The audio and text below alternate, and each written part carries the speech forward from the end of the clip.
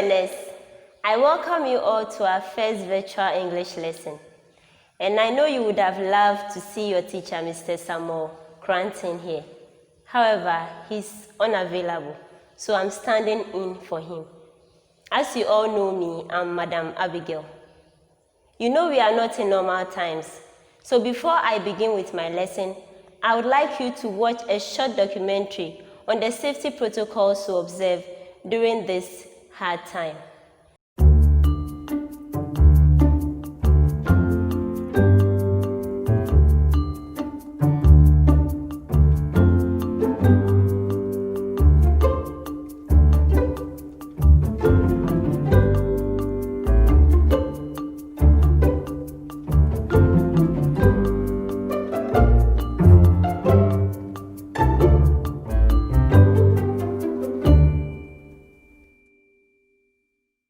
Welcome back. Hope you enjoyed the short video, and I know you are going to take note of the things in it to stay safe whilst at home. Okay, back to our today's lesson. Before we begin the lesson, I want you to listen attentively to these riddles. I know you love riddles, so listen to them attentively and then guess the answers for me. Are you ready? Let's go. I have a lot of teeth. You use me every day, but I don't bite. Who am I?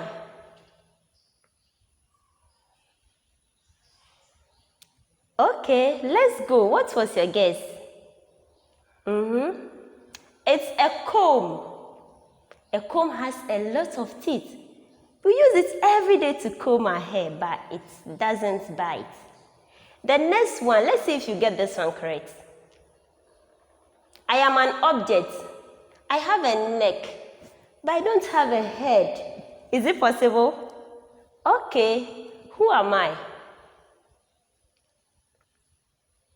It's a bottle. A bottle has a neck, but no head. The last one, those who couldn't get the two, let's go to the last one. And I know you get this one. I follow you everywhere you go, and I copy every move you make. You can't touch me, neither can you catch me. You can only see me when there is light. What am I? All right, a shadow. That's very good. So we just looked at some riddles. So how would you describe riddles in your own words? Okay, there are questions or statements that give a puzzle to solve. Instead of going straight to the point, they give descriptions which sometimes makes us imagine things, but some do not actually mean the descriptive words in them. Example, look at the comb. The comb doesn't actually have teeth, and the bottle doesn't actually have what? A neck. They are just what? Descriptive words. In the same way, there are some expressions we use to describe situations in our native and English language, where the words cannot be understood directly. So I would like you to listen attentively to this poem. And as you listen, identify some group of words which do not give us direct meaning. Are you ready? Let's go. I talked my head off.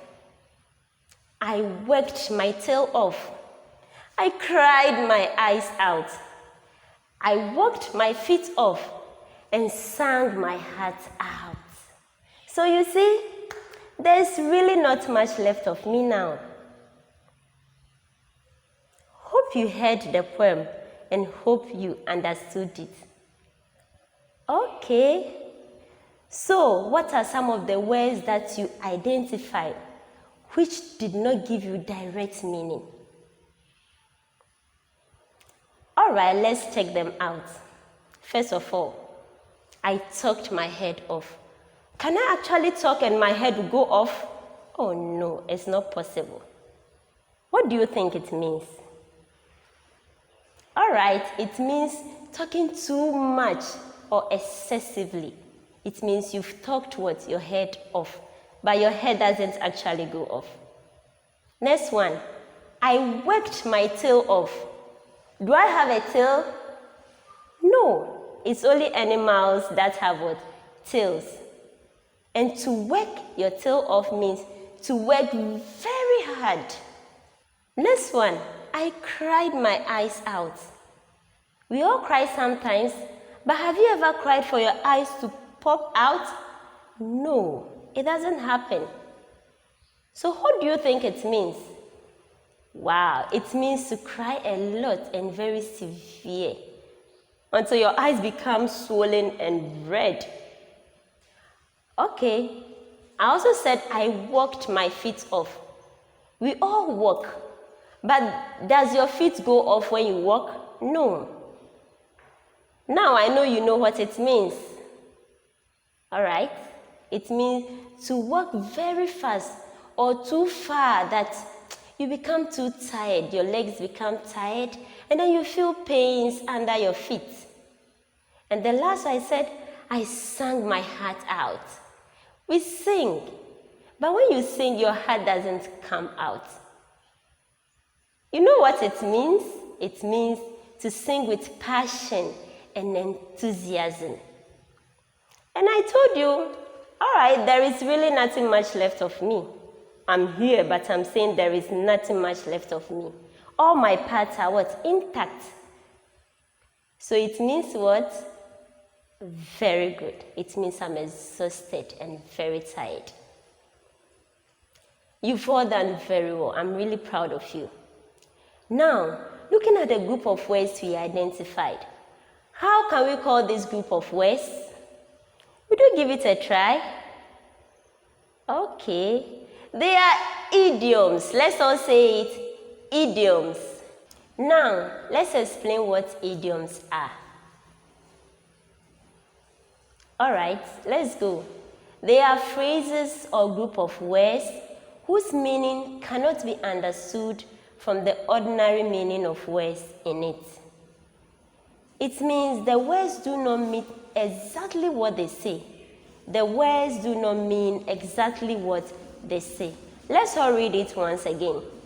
They are phrases or group of words whose meaning cannot be understood from the ordinary meaning of words in it. The words do not mean exactly what they say.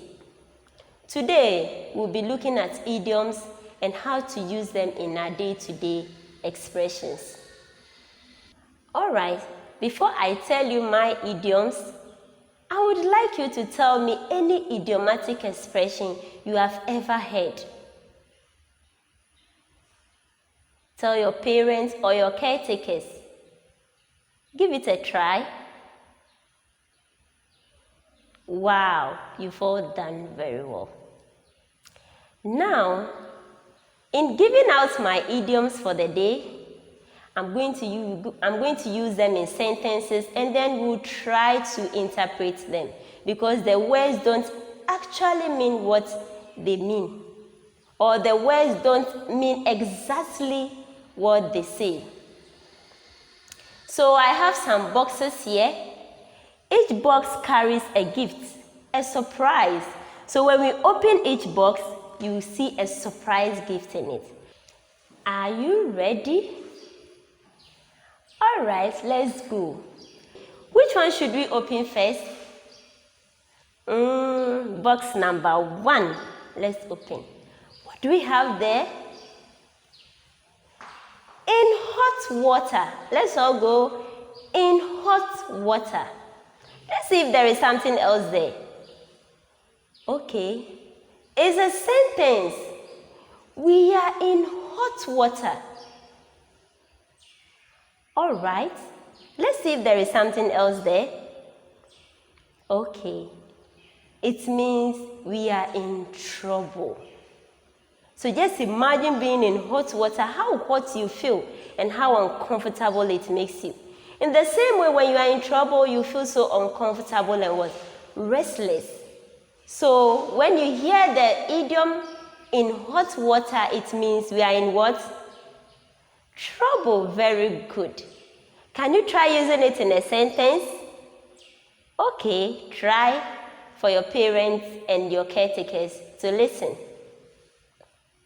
The next box number 4. Okay. Wow, let the cat out of the bag. Really? Let's see what sentence we have there. Okay. She let the cat out of the bag. Wow. What does it actually mean? Okay.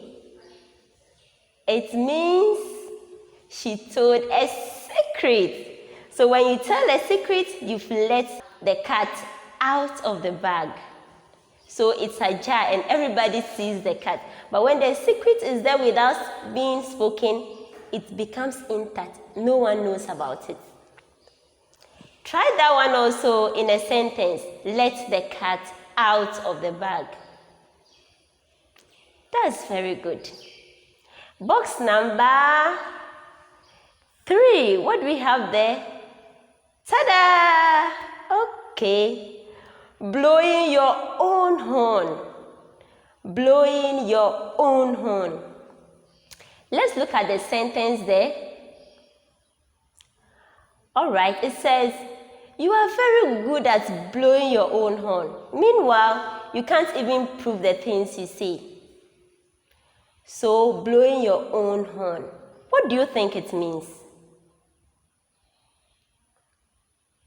It means to boast about things. I have this, I have that. Meanwhile, sometimes you don't even have it. I can do this and that. Meanwhile, you can't do it, just boasting for attention. So when you hear blowing your own horn, it means someone is what? Boasting. Use that one also in a sentence. Okay, good. Let's look at the last box. Ready? Go, open. We have, give a dirty look. Looks dirty. Alright, let's look at the sentence. She gave him a dirty look. A dirty look. What does it mean? Alright, it means to look at someone angrily. Can you try that expression? Wow, that's great. So now we had what? Surprises, which are what? Idioms. Some I know you've heard them before, and some you've never heard of them. So, I would like you to mention any new idiom you heard of today. So you tell that to your parents or your caretaker beside you. What do they mean? Okay, you tell them the meaning as well. So let's go over the new ones we learned. In hot water, meaning, let's all say it, in trouble. Let the cat out of the bag, meaning, tell a secret. Blowing your own horn, meaning, to boast. And also, give a dirty look, which means to look at someone angrily. I'm really proud of you. So let's shine for ourselves. Shine, shine, fire. That's very good. I'm really proud of you today. You've done an excellent job today. Before I leave, I want to give you a special assignment, which you have a lot of fun with it. So in this assignment, I've jumbled up some sentences. And the sentences have what? Idioms in them. So you have to rearrange the sentences correctly. And then after that, you identify the idioms and then you interpret them for me. Let me give you an example. Example, I have bucket has old man they kicked there. I have bucket has old man they kicked there. Do you understand? Does it convey any meaning? No. You are not getting any meaning out of it. All right, let's rearrange them. And there is a clue. The first word to use to begin a sentence has to begin with what? A capital letter. So let's look through the words. Which of them has a capital letter? Right, is the. So let's arrange them. When you do that correctly, you are going to have the old man kicked the bucket. The old man kicked the bucket. So what does it mean? It means that the old man is dead. So if you want to cover it a little without just saying the old man is dead, we all say that the old man kicked the bucket. All right, before I leave, I would like to draw your attention to something. In writing the idioms in a sentence, you have to consider the tenses. The old man is already dead, so instead of using kick the bucket, I use kicked. So you look at the tenses also in constructing your idioms in sentences. Hope you enjoyed the lesson today. All too soon we've come to the end of the lesson. So you take away these wonderful sentences, rearrange them for me, and then interpret them for me. Hope you can all do it and have fun with it. Bye-bye. Till next time, stay safe.